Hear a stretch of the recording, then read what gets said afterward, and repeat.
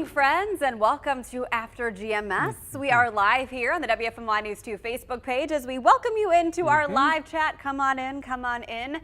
We are going to have a fun conversation momentarily, but first we have to talk about this forecast. Feeling pretty nice this morning and some rain on the way. Yeah, a little bit of rain on the way. The clouds this morning really keeping the temperatures elevated. And although I still believe we could see a little sunshine this morning, you can see with our weather cam network a lot of clouds around. They're not producing any showers yet. However, as we go through the afternoon, we're going to see some scattered, mainly light showers, and temperature in Greensboro at 53, 52 in Winston-Salem. We're at 51 over in High Point. No report from Burlington, but it's a beautiful morning in the Alamance County area. Now, as we take a look at temperatures around the region, some areas along the Virginia border dropping into the 40s this morning, but most areas are in the low and even mid-50s. That's what happens when you get clouds to come in at night. They kind of trap the warmth that you got the previous day, kind of traps it near the ground, and hence the milder conditions. Now, there's no rain in our part of the Piedmont, just clouds thickening up, but I'm tracking a band of showers moving through areas of northern Georgia, northern Alabama, the heaviest rain approaching Knoxville, Tennessee. I think that is going to track to our northwest, that little batch there. But note over upstate South Carolina, we do have some sprinkles and patches of light rain. I think some of that will move into the Piedmont maybe as early as lunchtime, and then we'll see some off and on scattered light showers for the afternoon. Couldn't rule out maybe a rumble of thunder, but we've got a cold front on the way as high pressure moves offshore. That front will put a little squeeze on the atmosphere. I think it's going to bring our best chance of off and on showers overnight tonight and for the first half of the day on Thursday. This is not going to be a big rain event, folks.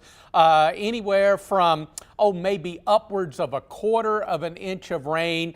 Many areas will get less than that. Now, once the front moves on through, a little bit cooler, not turning colder, but we'll have temperatures that will drop back into the 60s by Friday and Saturday. On our way to the upper 60s to near 70 for today with a few afternoon showers. Off and on showers overnight tonight and at least for the first half of the day tomorrow, about low 70s. Couldn't rule out an isolated storm, but there's a low chance of that and certainly no severe weather the way we see it now. As we go into Friday, Saturday, mid and upper 60s, plenty of sunshine.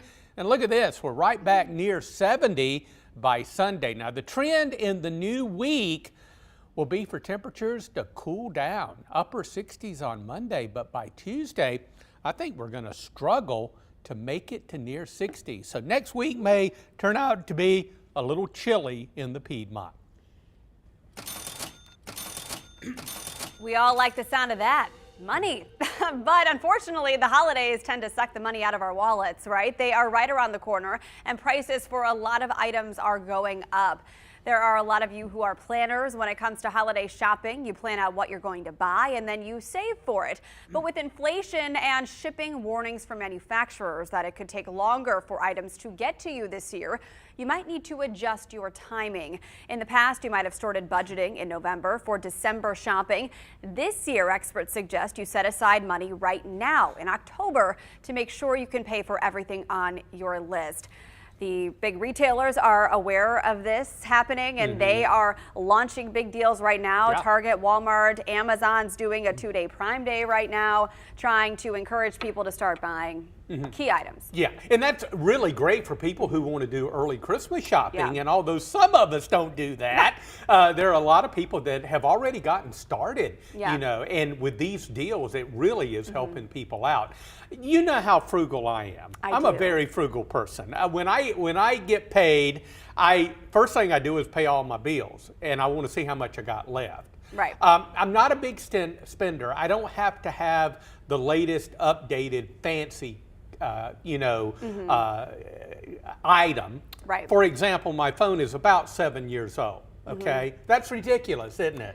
I mean, my phone was about 7, 8 years old, and then one day it decided to stop working. So I thought, all right, it is time to upgrade. And I think that's probably going to happen to me at some point, probably in the near future. But bottom line, I'm not saving a little bit. I'm not saving that much more than what I have in the past. I'm a big saver, you know, saving for retirement, of course, and all that stuff. But I'm saving at pretty much the normal rate that I've been doing. I just only buy really things that I need until it comes to going to Key West. Now, when I go to Key West, I'll spend some money, you know, on a trip or something like that. So I don't go without, but I just don't blow money, so to speak. Right. Yeah, it's National Savings Day, by the way, which is kind of the premise of our conversation. And in light of these holiday deals, we're talking about this.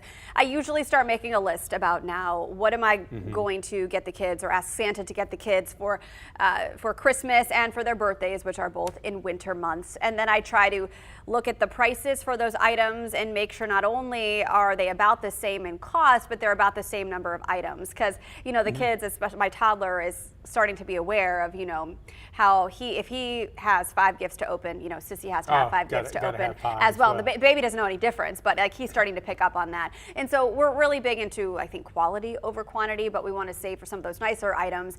And at the same time, stop buying things right now that we don't need in order to be able to budget for the holidays. Yeah. Now, do you comparison shop? I mean, you got item, you know, brand A and brand B and brand C. You look for quality. I do. Of course, but you look for the lower price and the quality. 100%. I'm huge into buying things on sale. So I will look at different retailers, and some of them will price match. They've gotten a little stricter about that lately, but if you say find a toy at one store and you say, okay, well, it's online for this price at this other retailer, can you match it? They won't always do it, but it's certainly worth asking It's worth a try. Yeah, because that store where you are wants your business. Yes, that's right.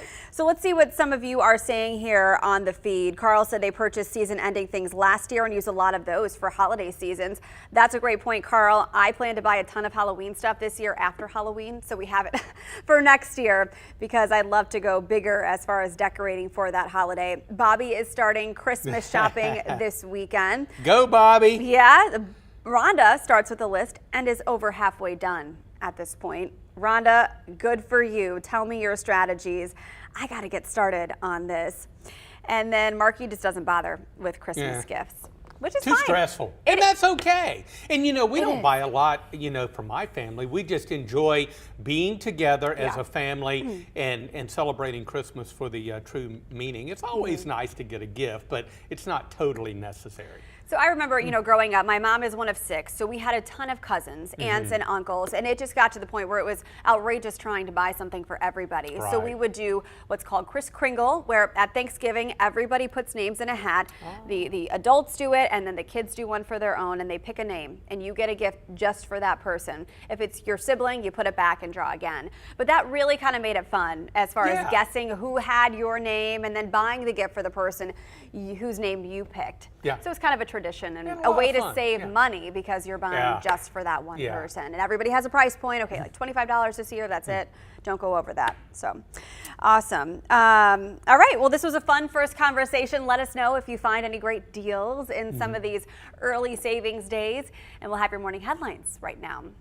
So let's talk about this. The trash rule that caused an uproar over summer is back, but with some changes. The city of Greensboro will start enforcing it on November 1st. Instead of a 24-hour window to get your trash bins in and out, the city widened it to 48 hours. You can put out your bins as early as 7 a.m. the day before pickup. Great if you have to head out of town, but the bin has to be put back by 7 a.m. the day after.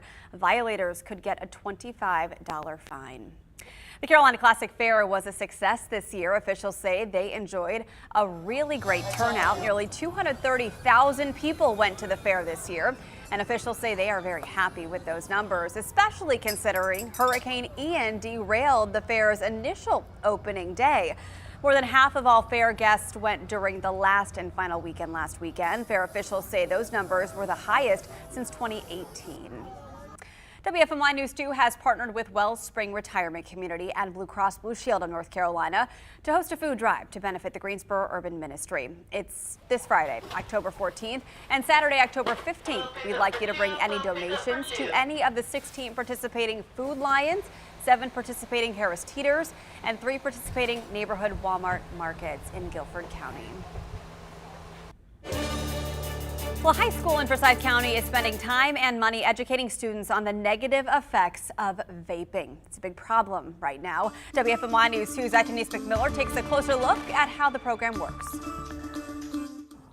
Medical experts came here to East Forsyth, pull students out of the classroom, gave them a wake-up call, and opened their eyes up to the fact that vital organs are failing if they are using e-cigarettes and vape pens.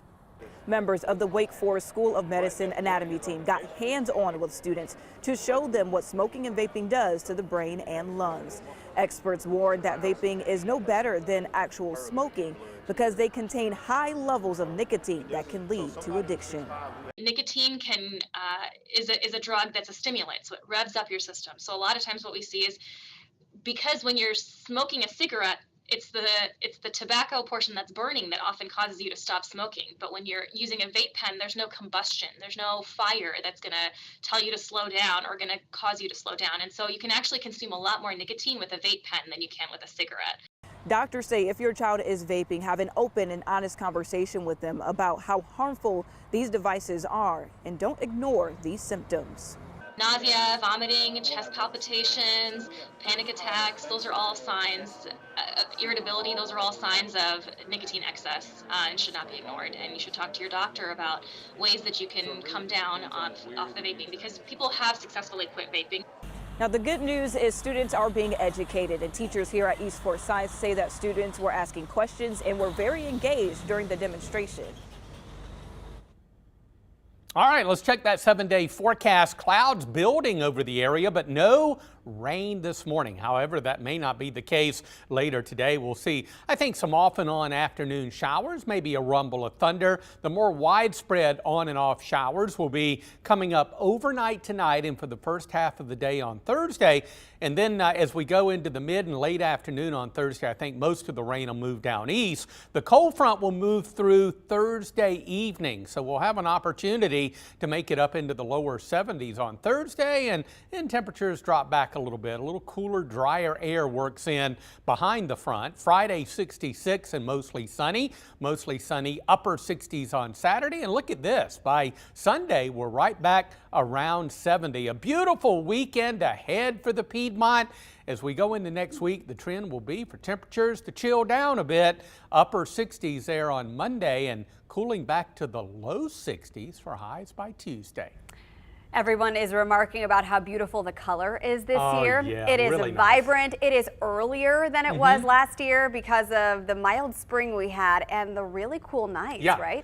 The really cool nights that we've had recently have really accelerated the color here in the Piedmont. Normally, our more vibrant colors would be during November. Indeed, a little early this year. Yeah, we are enjoying it. Yes, it's nice. Of course, the earlier color means the earlier the leaves fall off the trees. That's true. But we'll take it. It looks nice. Thanks so much for joining us on After GMS. We will see you back on our main channel at 9 o'clock for the Good Morning Show at 9.